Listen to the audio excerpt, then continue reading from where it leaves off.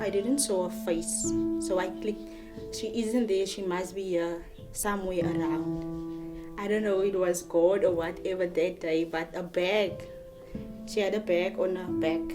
It was drifting past me, and then I grabbed the bag, and then I saw her head coming up, and her eyes were like looking at me, and I was like, is she dead or what? What is happening? And I said, Shumyadra, Shumyadra. And she grabbed for air.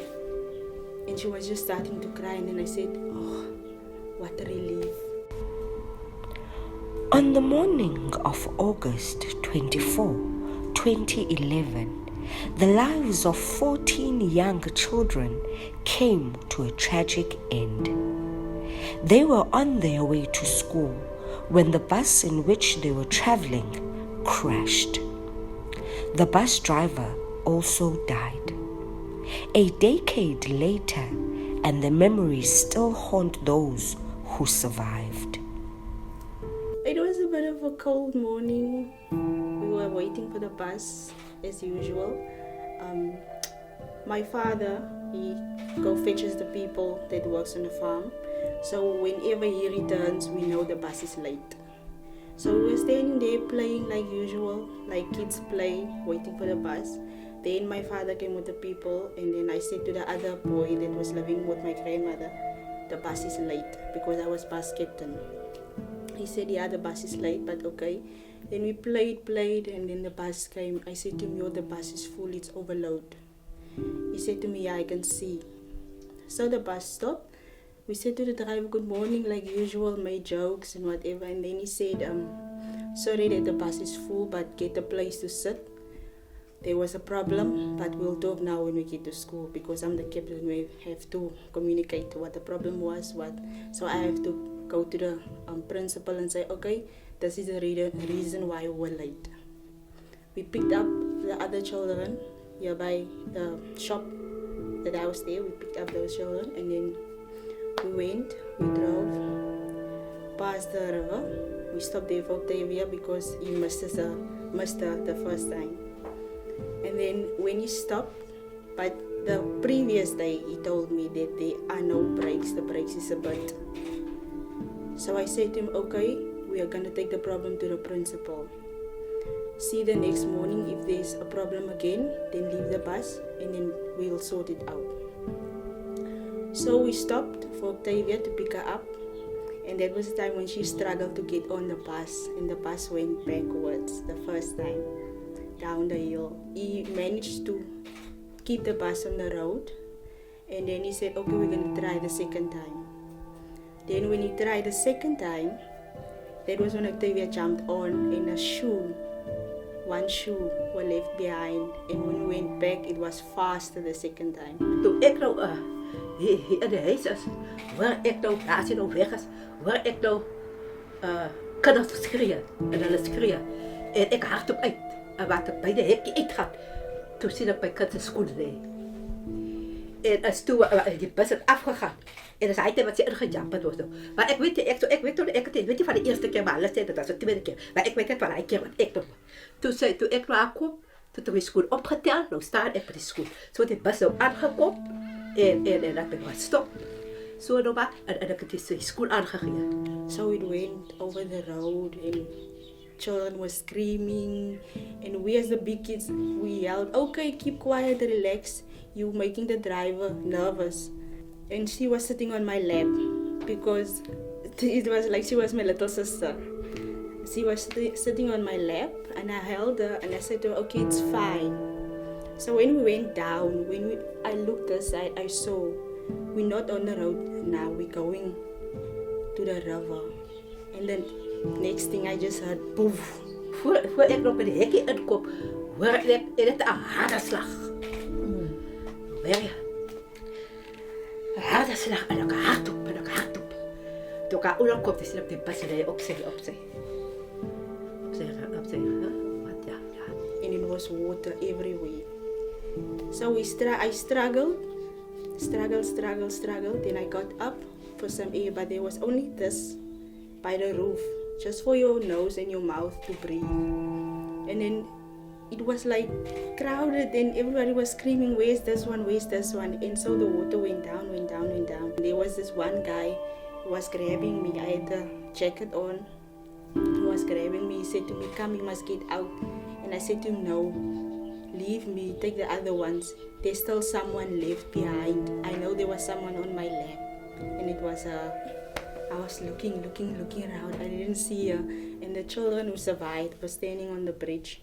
So you can see everyone who survived was alive. And then I didn't saw her face. So I clicked, she isn't there, she must be here somewhere around. I don't know, it was God or whatever that day, but a bag. She had a bag on her back. It was drifting past me. And then I grabbed the bag and then I saw her head coming up. And her eyes were like looking at me. And I was like, is she dead or what? What is happening? And I said, Shumyadra. And she grabbed for air. And she was just starting to cry. And then I said, oh, what a relief. Maar bij mijn man had gekomen, hij werkte hier op die plaats. En hij had gekomen en geroepen, twee weer. Maar zij is toen in het water en alle kinderen zijn niet gekomen wat te overleven. En maar zij toen in de zeven toen ik kom, hij zei, zij hoort niks zien. Maar zij had geroepen, oké, zij is ook in het water zitten. Maar niet te midden. Maar het was een vreselijke dag daar geweest. Ons het op haar gestaan en alle kinderen was het gekomen. Wie is het gekomen? Het is zo gevallen, ze komen op bij je bezig, ons maar gaan staan. Maar dit is toch niet betekenen, we gaan aan de werkelijkheid. Dat ik het waar wij is ook dood en daar. En so het ons maar gesit tot die dokter weer geroep het. Toe sê hy gaan nou die name van die oorledenes aflees. Dit was die seerste oomblik ooit gewees. Om te dink, die weet, miskien is jou kind dood, maar nie om het te wil hoor nie. Die kind is dood. Toe het hulle nou die name afgelees van die oorledenes. En onze kinders was daarbij gewees. En toen noem hulle nou by ons nou gaan, polistasie toe by lyke te gaan uitken. En soos ek maar altyd is om die sterk een te wil wees. En ek nou maar saam met die ouers gegaan en die gemeenskapswerker van Beerplaas sê toe vir my, suster, ek gaan saam met jou. Ek sê toe vir haar, okay, dit is baie moeilik om te staan deur die glas en te sien, daar lê jou kind. Sy lê is een wat nog leef. Jy kan niks doen nie, man, sy is dood. Baby brother is passed and one of my twin girls is gone.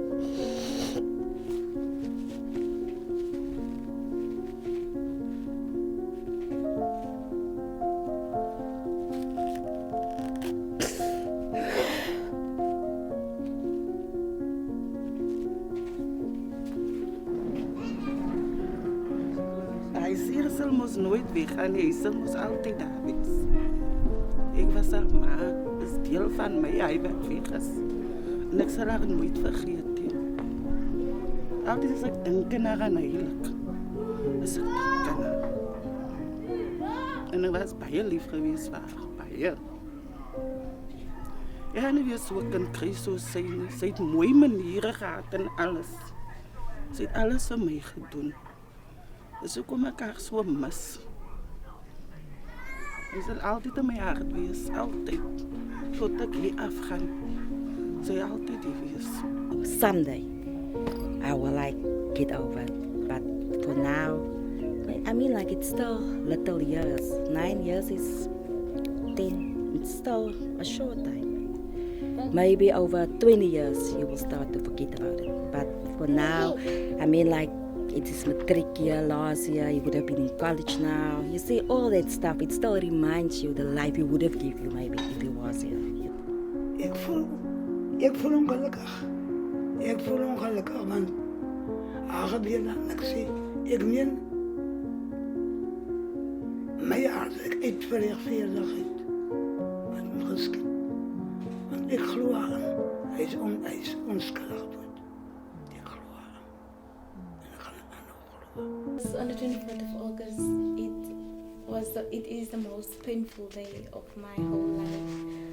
It's a day that still haunts me, it haunts me every day. Yeah. The nightmares are still there. It, for me, the nightmares, it comes, but it doesn't come in the way of how it happened. It's always, I dream I'm driving in a car. When I pass the river, something happened, I'm in the water. It's not like I'm on the bus. Or sometimes when I sleep, it's a nightmare. I see those children's faces or someone's face who's not here anymore. Or that the bus driver, he was a lovely person. Or I see his face, his smile. Or I hear his voice like, good morning, how are you? This and that and this and that. You see, or you hear the voices, the screaming, help, help. It's like, it's every day. You can't say you go a day without those nightmares, or there's a day that you forget. You can laugh, you're with your friends or your family, but at night when you go to sleep, you don't know if you're gonna have a lovely evening of sleep or beauty sleep, like they call it, the beauty sleep. You don't know. It's like, it's a trauma that's gonna stay with us for the rest of our lives. Even when you're big or whatever, like me, I'm 23 years old. I have my own little child, but still, those nightmares are there every night.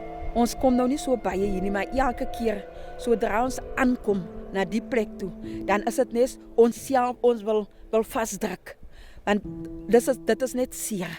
Dit is net seer om te dink dat my kind, ons kinders, hulle lewe hier verloor het.